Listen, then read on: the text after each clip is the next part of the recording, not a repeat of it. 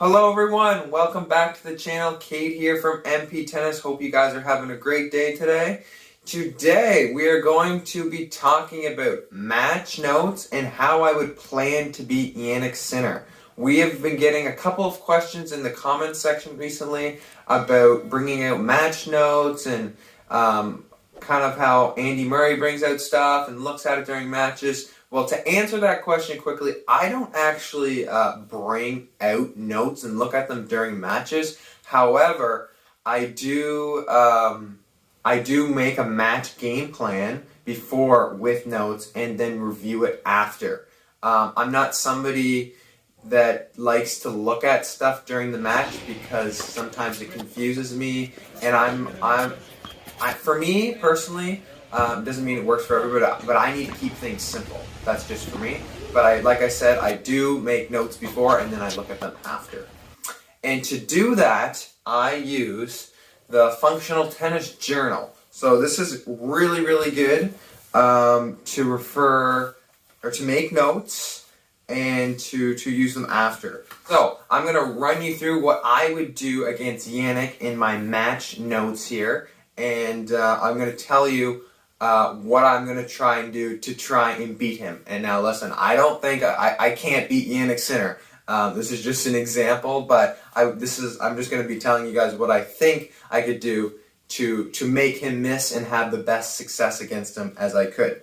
So the first thing I would do is make him move to his forehand. My dad and I have been watching a lot of his matches at the Miami Open, and Roberto Bautista Agut had a lot of success when they were in the rally, and he made him move out wide to the forehand. He shanked some, and I thought he had a hard time when a heavy ball was moving him outside the singles line, and he had to run for it on his forehand. So that would be the first thing that I would try and do against him. The second thing I would try and do is to take time away with him. He's a really good ball striker, and I want to be able to come to the net because that's one of my strengths. So if I'm able to make him uncomfortable and take time away from him, that's going to be really good for me. And he also likes to stand really far back sometimes on the return or even in the rally. So if I'm able to take his time away,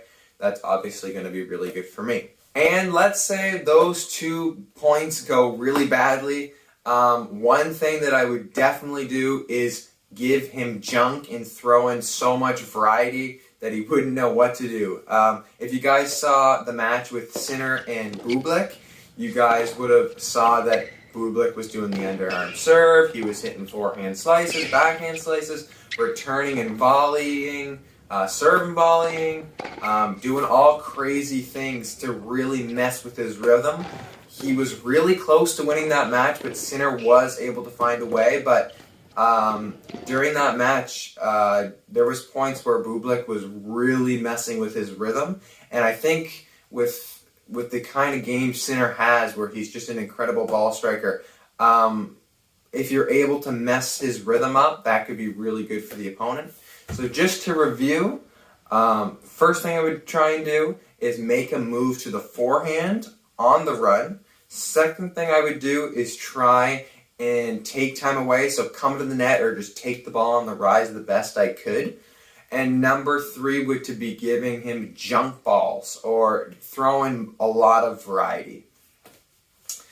So that's in the rally. On serves, I would do my best to on the first serves especially, to serve to the backhand and then make him run to his forehand. So if I was serving on the ad side, I would kick serve to his backhand and then make him run to his forehand, because that's kind of the pattern that I want to get into if I want him to hit forehands. If I was serving on the do side, since he does run down a lot of balls, I think it would also be a good tactic to serve to the backhand again down the tee and then go behind him, because he would probably think that I'm going to make him run to the backhand, but I would make him go to behind him to his forehand again. Now, I wouldn't do that every time because then he would be able to figure it out, and we obviously don't want that, so I got to be able to give him some variety on the serves.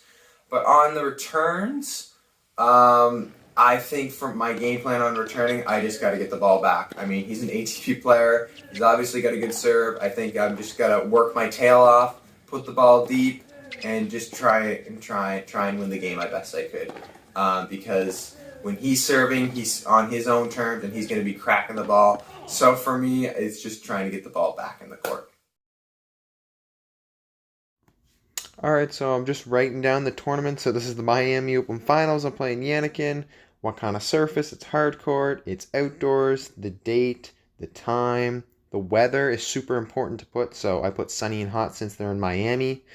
For the UTR, I put very high. I don't actually know it exactly, but UTR is really good to refer to if you play the same person over again. He's a righty. I put his strengths and weaknesses. So for strength, ground strokes movement, and he's super competitive. And for his weaknesses, running to the forehand and approach game. So these diagrams here, this is what I talked about earlier in the video, my goals against him. So they were to move him out to the forehand, to give him variety, and to take time away. In the second diagrams, those are for my serve and +1. And the diagrams, the last ones, are for returns. So this is super, super good. Doesn't matter who you're playing or what level. The journal is really good to refer to before you go on the court, after you come off the court, and if you play them again because you have these notes. So definitely check out the functional tennis journal. It's awesome. So there you have it. That is my game plan against Jannik Sinner.